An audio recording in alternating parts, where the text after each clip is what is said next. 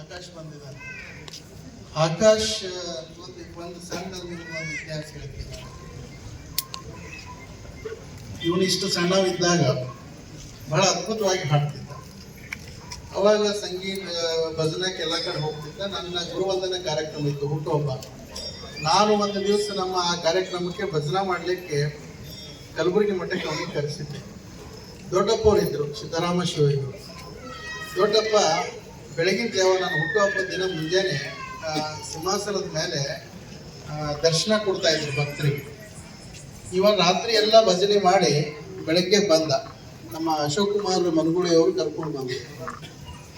ಕರ್ಕೊಂಡು ಬಂದು ಆಕಾಶಿಗೆ ಆಶೀರ್ವಾದ ಮಾಡಿಸ್ಬೇಕಪ್ಪ ಅಂತಂದಾಗ ನಾ ಅಲ್ಲಿ ಜೊತೆಗಿದ್ದವ್ರಿಗೆ ಹೇಳಿದೆವಪ್ಪ, ಆಕಾಶ್ ಅಂತ ಭಾಳ ಒಳ್ಳೆಯ ಭಜನಾ ಹಾಡ್ತಾನ, ತಮ್ಮ ಆಶೀರ್ವಾದ ಇರಬೇಕು ಅಂತಂದಾಗ ದೊಡ್ಡಪ್ಪವ್ರು ಹಿಂಗೆ ಆಟ ಕುಂತವರು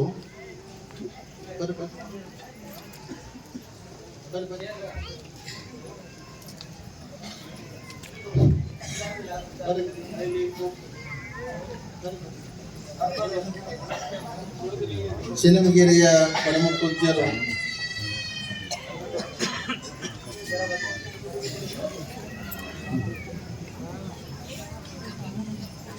ದೊಡ್ಡಪ್ಪವರು ಹಿಂಗ ಅಡ್ಡ ಕುಂತು ಹಿಂಗೆಲ್ಲರಿಗೆ ದರ್ಶನ ಕೊಡ್ತಾ ಇದ್ರು.